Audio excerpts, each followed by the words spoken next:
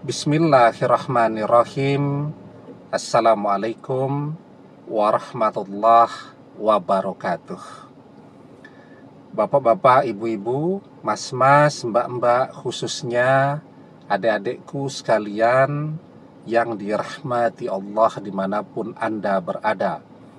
Kembali di IIP Channel bersama saya, IIP Wijayanto.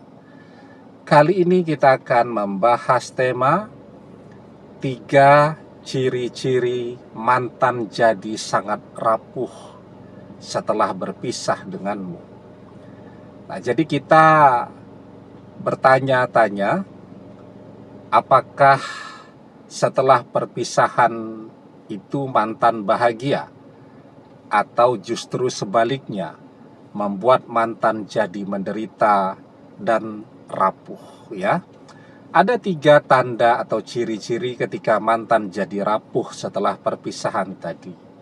Yang pertama, tentu kita akan melihat mantan jadi rajin curhat di media sosialnya. Apakah curhatnya itu tipis-tipis, ataukah curhatnya itu tebal, tetapi isi media sosialnya selalu curhat.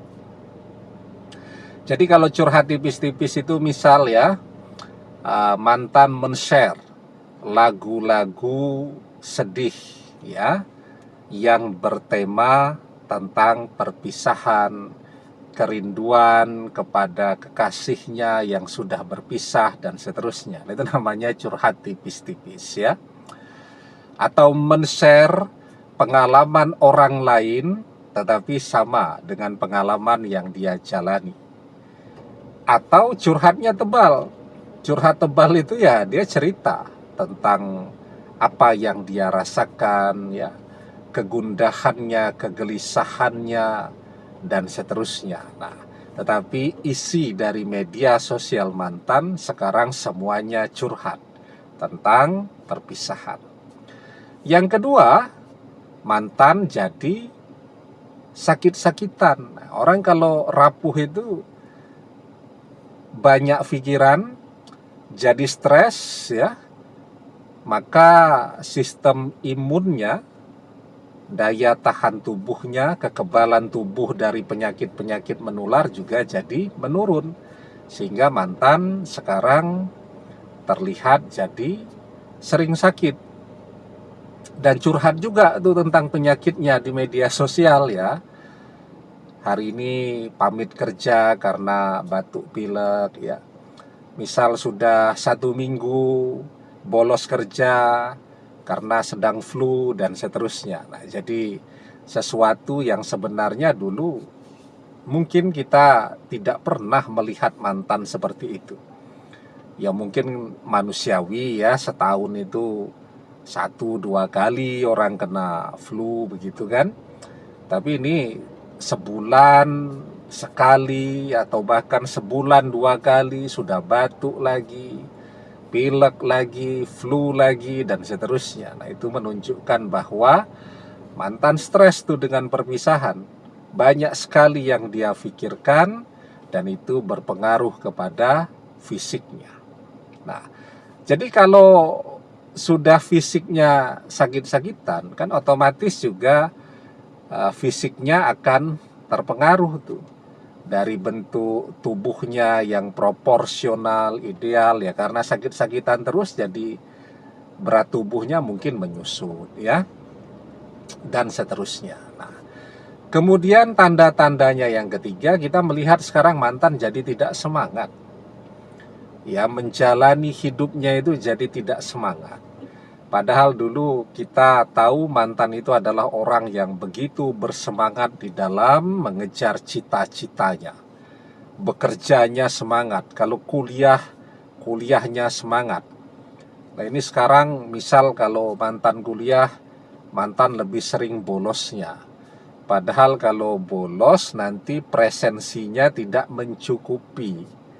Ya, kan zaman sekarang kalau perkuliahan itu untuk ujian akhir semester presensinya misal harus 75%. Nah, ini karena bolos terus presensinya nggak masuk sehingga tidak bisa mengikuti ujian akhir semester ya. Nah, kalau mantan bekerja juga begitu, bekerjanya asal-asalan ya, tidak berkualitas dan seterusnya. Misal kalau mantan itu bisnis, kalau dulu itu kita lihat cara mantan mempromosikan bisnisnya di media sosial itu keren banget ya. Misal mantan bisnis jualan tas kulit atau sepatu atau baju dan seterusnya, kita melihat kreativitasnya luar biasa dalam mempromosikan dan selalu rame itu. Orang bertanya harga, boleh nyicil atau harus bayar cash dan seterusnya. Terlihat semangat. Orang kelihatan kreatif itu kalau dia semangat. Tetapi begitu dia kehilangan semangatnya, maka kreativitasnya akan hilang. Kalaupun dia terus mempromosikan, ya tidak ada sesuatu yang baru. Paling ya men-share ulang yang pernah di-share dulu. Nah, itu menunjukkan bahwa mantan menjadi rapuh, kehilangan semangatnya setelah berpisah dengan kita ya.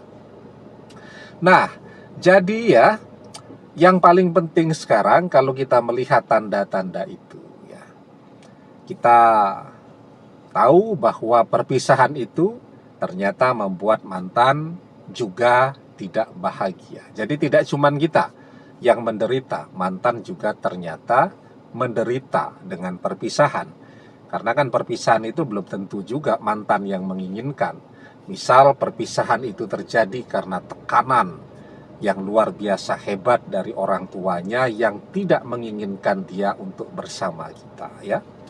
Nah, kalau yang seperti ini ya yang harus kita lakukan sekarang mencoba menyentuh hati orang tuanya. Ya. Ya, semoga orang tuanya melihat anaknya jadi rapuh begitu jadi tersentuh ya. Kalaupun orang tuanya tidak tersentuh, ya kita mencoba menyentuh hati mereka.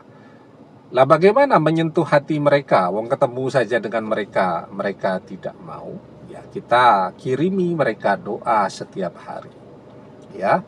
Misal setiap selesai sholat fardu, sempatkan untuk mengirimi orang tua mantan surat Al-Fatihah agar hati mereka terbuka untuk memberikan restunya bagi kita dan mantan ya. Insya Allah amalan itu kalau kita kerjakan dengan istiqomah, insya Allah akan terlihat hasilnya. Ahabbul a'mali ilallahi ta'ala adwamuha wa in qalla. Amalan yang paling Allah cintai adalah amalan yang dikerjakan secara rutin, terus menerus, istiqomah, walaupun itu sedikit. Demikian, semoga bermanfaat. Wallahu a'lam bissawab, billahi taufik wal hidayah. Assalamualaikum warahmatullahi wabarakatuh.